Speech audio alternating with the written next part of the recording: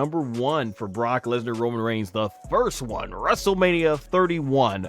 The build up to this match, this is when they were just starting with Roman Reigns, and the fans just were not buying what Vince McMahon was selling at the time. But I thought Roman Reigns at this point had proven himself, especially with the match he had the month prior with Bryan Danielson, and known at the time as Daniel Bryan in WWE. It's like, okay, this guy's got something. The in-ring aspect is fine, but and I thought he had something on the mic going back to like the year prior when he was facing Randy Orton, and they were chanting, John Cena sucks, and he's like, when Roman Reigns is in the house, you're damn right, John Cena sucks. I'm like, okay, this guy's got something, just build upon that and see. But then, he brought in with the blue eyes, and this is the Southern succotash era of Roman Reigns. So they're doing these things with him, and it's like, man, so when we get to to this part with Roman, and Brock Lesnar, they had to cancel a show because of a blizzard, and they ended up doing a sit-down interview with Paul Heyman. And I think Paul Heyman, for the most part, he did a tremendous job talking for both Brock and Roman in this build-up and everything. But a lot of fans they just saw it a mile away. They saw that they were trying to make Roman like John Cena 2.0. They're not trying to make him the authentic version of which we would see many years later with Roman. And as far as this match goes, we thought it was going to be Brock Lesnar and Roman Reigns, Brock Lesnar and Goldberg all again, where the fans are gonna boo. But I think, was it almost 2 days or a day before on ESPN, Brock Lesnar goes ahead and announces that he has re-signed with the WWE, and so the audience basically, they cheered Brock Lesnar and booed Roman. And so when you get to this match, it was hard hitting. This is when Brock was still smoothing the whole Suplex City, he even does the Suplex City B-drum bop to Roman Reigns, gives him the German suplexes like he was giving Cena. It was fresh at this point, so you're just seeing Roman get ragged out. But then there's a point where Brock Lesnar, he gets busted open from his head going into the turnbuckle, and then he's all on wobbly legs, and Roman starts coming back with Superman punches and spears. And like I said, at this point, this formula was fresh. It was new. It was the first time we're seeing it, and I remember all of us were into the match like, oh, and you hear the audience, they're into it, and they're starting to chant, this is awesome. And I think that was amazing.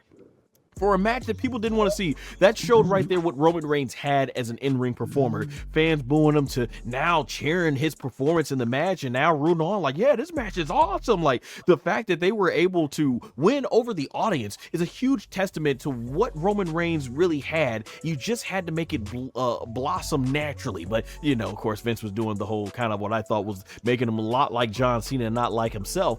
And hey, this match, the suspense, it had us on the edge of our seats. It was a fun ride. It was brutal. It was bloody. It was telling a great comeback story. And both guys end up getting down. We're like, what's gonna happen from here? And then Seth Rollins' theme said,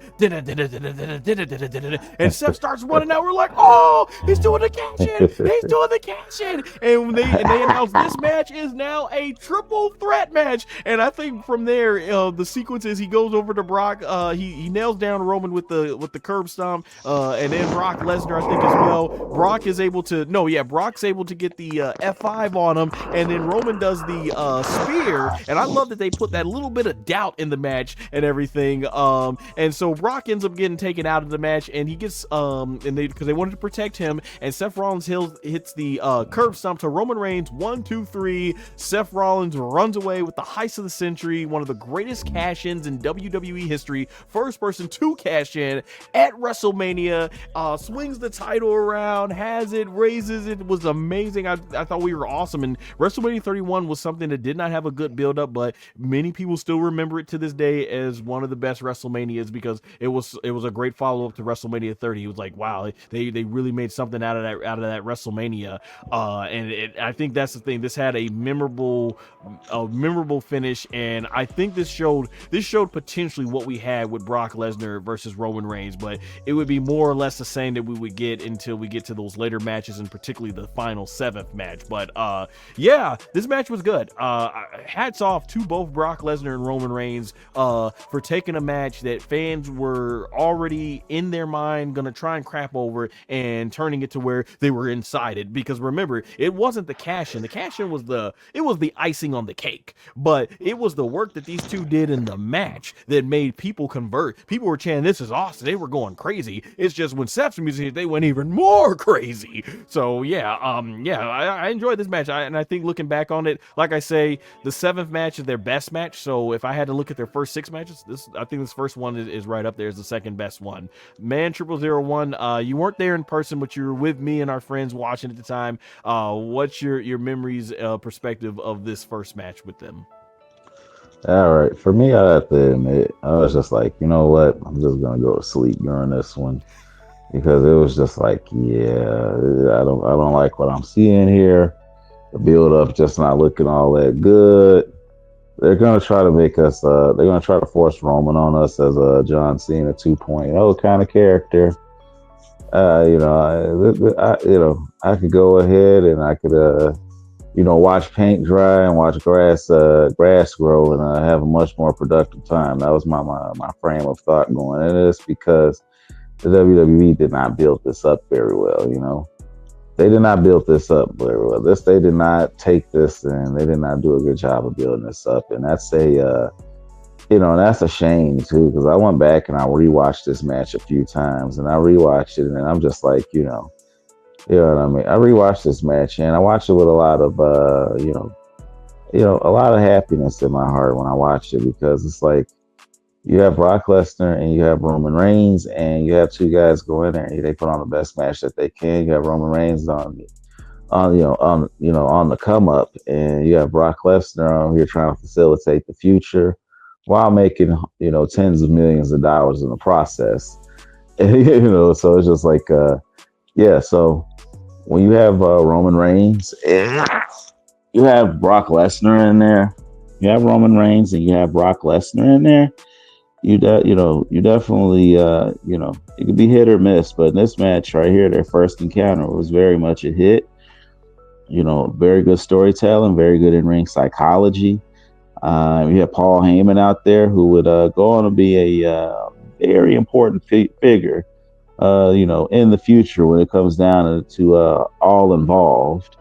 It's all of the men involved in this match, and you know what I mean. And you definitely got to look at go seek this match out and go watch it because it's amazing. Because this right here is the beginning of a new era in the WWE. Like the last WrestleMania 30 was was the capstone to a lot of what was going on during that time, that 2011 to 2014 period. And then now we have the Shield. They're coming up and they're coming up through the ranks. And during that time, you have Roman Reigns and Dean Ambrose Dean Ambrose was going to be known as John Moxley. They were guys that all of the fans had in their mind that these guys right here, one of these two guys is going to main event WrestleMania. They're going to be the WWE champion first. One of them is going to win the title first. And then you have Seth Rollins that was just looked at as an afterthought. He was looked at as a background character. Not much thought put into him. He wins the Money in the Bank in 2014, and so he's already got his spots settled in. And going into this match, you had a tug of war over the championship belt. And then you had Yeah. then you had a blizzard, like SonGoshuaku said earlier. You had a blizzard, interview segment. You know what I'm saying? And it's kind of surreal when you see, it's kind of surreal looking back, seeing Paul Heyman on the other side of the table opposing Roman Reigns as opposed to being his wise man as we'd come to know him these days. It's kind of jarring. You're like, wow, this. And then you have Seth Rollins just brewing in the background because this is a one-on-one match that we're going to become a triple threat match.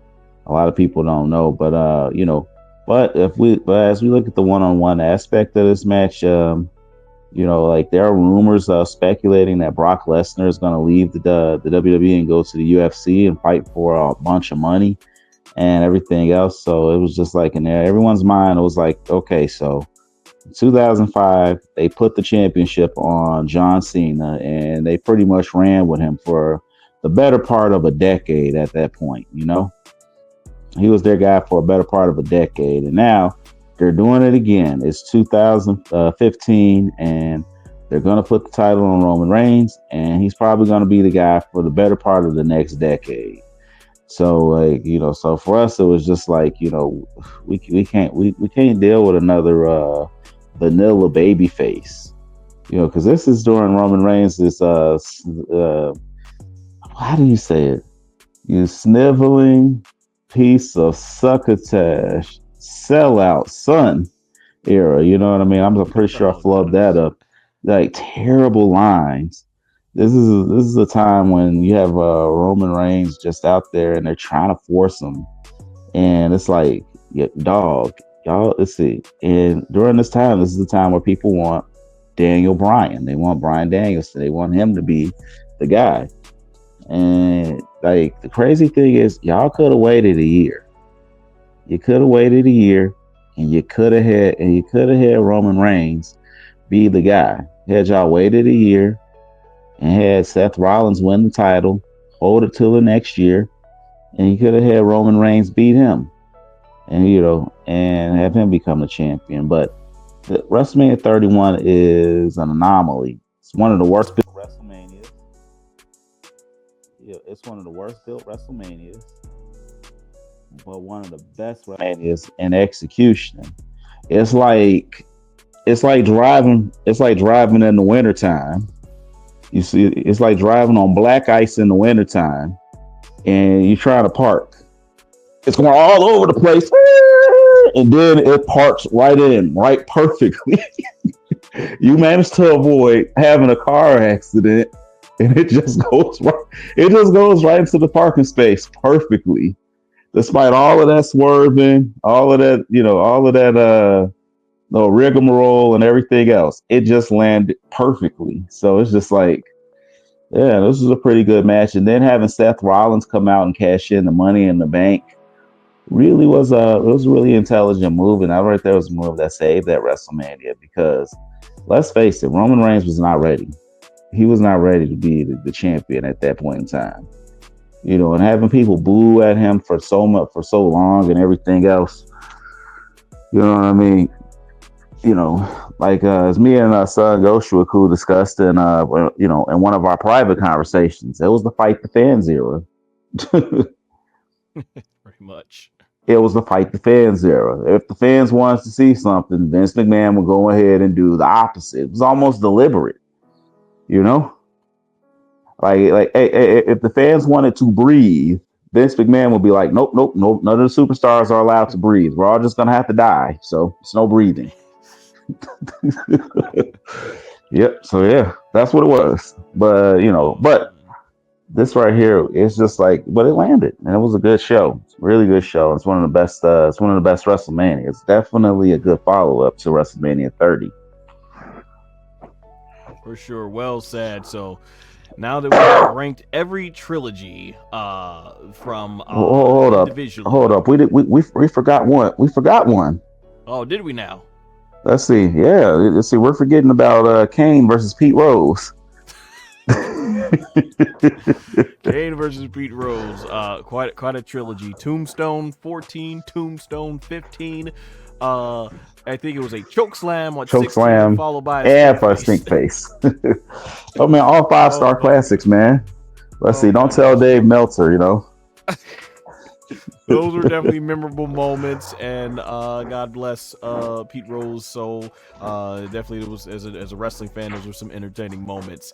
But now that we have officially ranked every trilogy and gotten an honorable mention from the man 0001, we're going to go now and rank these as trilogies. And once again, it was unanimous decision. So now so we've talked about in depth the matches. We're going to look at it as a trilogy as a whole. So coming in at